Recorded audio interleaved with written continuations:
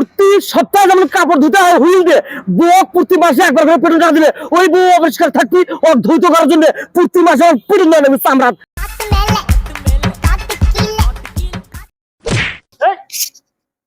হ্যাঁ দোস্ত।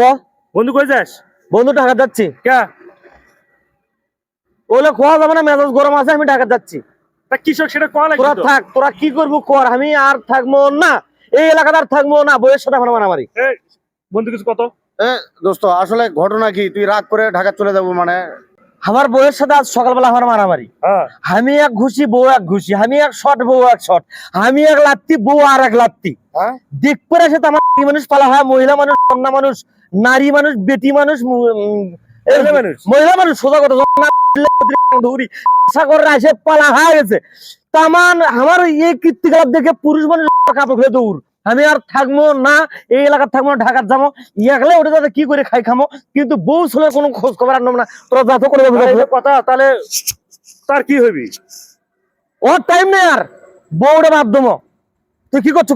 দোস্ত এত রাগ করিস না, এত রাগ করা হবে না। রাগ করা ঠিক হবে না। বউ বাদ দেওয়ার জিনিস পাগলা। বউ একটা ভালো জিনিস, বউয়ের সাথে সম্পর্ক ভালো থাকলে সম্পর্ক মিষ্টি হয়। বন্ধু বল।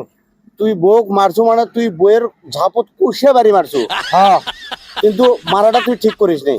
আজকে সোজা কথা, আজকে শেষা করে দিলে মানে খালি 4-5 জন জনগণ আটকাছে, আমার মহিলা মানুষ, বেটি ছেলে, পুরুষ মানুষ, এগুলো সবাই মিলে আমাকে আটকাছে। যদি না আটকা আজকে আর বাপের নাম ভুলে দিলে মানে। কিন্তু কথা হলো আজকে সকালবেলা খালি ভাত খাইনি, ভাত খেলে আর চাপা ফাটিয়ে দিলে মানে। আজকে তুই তোরা মেশি পিতলে তো আমাকে যাবার দিয়ে আমি ঢাকা যাবো, একা একা থাকবো, কোনো বউ, কোনো সঙ্গ, কোনো বন্ধু বান্ধব আর আমি চাইনি। এখন একাই জীবন তৈরি করবো, আলাদা ভাবে জীবন পার করে তোমার। বউ নোংরা হলে আর বউ বাদ তোমার। এই বন্ধু শোন, বউ মানে ফুল, এগারোকে আঘাত দেওয়া হয় না, এগারোকে মারা হয় না কখনো, তুই বুঝিস না কে? কি জানি শোন শোন, বউ মারা হয় না, তাই না? এই বউ যদি আমি একা মারি, দুটো মারে, আমি 3টে মারি, 4টে মারে, বউ মারা হয় না। শোন, এটা তো ঠিকই আছে, ঝাপট তার কমই হয়ে গেছে। প্রতি সপ্তাহে যেমন কাপড় খাঁচার লাগে হুইল দিয়ে, প্রতি সপ্তাহে কাপড় খাঁচি না বাড়ির। এই প্রতি সপ্তাহে কাপড় খাঁচলে কাপড় চকচকা, প্রতি মাসে বউ যদি না খোবাস, এই বউ খারাপ হবেই মিস নাই। এই বউয়ের ময়লা আবর্জনাতে ভরে যাবি। অতএব মাসে মাসে কোপ না দিলে বউ সোজা হবে না। এ বন্ধু আজকে বাড়িতে বইয়ের ঝাপট দাঁড়িয়ে গেছে। আমার কথা শোন, আর একটা কথা আছে, বউ যত ভারী হোক তোর শরীর যদি খারাপ হয়, মানে তোর বউ যত ভালো হোক তোর শাশুড়ি যদি খারাপ হয়, তাহলে ও বউ নিয়ে করে খাবার পাবো না। তাহলে বউ বাপ শরীর ঝাপট দাঁড়িয়ে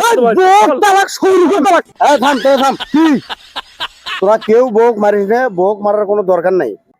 তোরা থাকতো, অত পেশাল মারার দরকার নেই, আমি ঢাকা যাবো, তোরা থাক।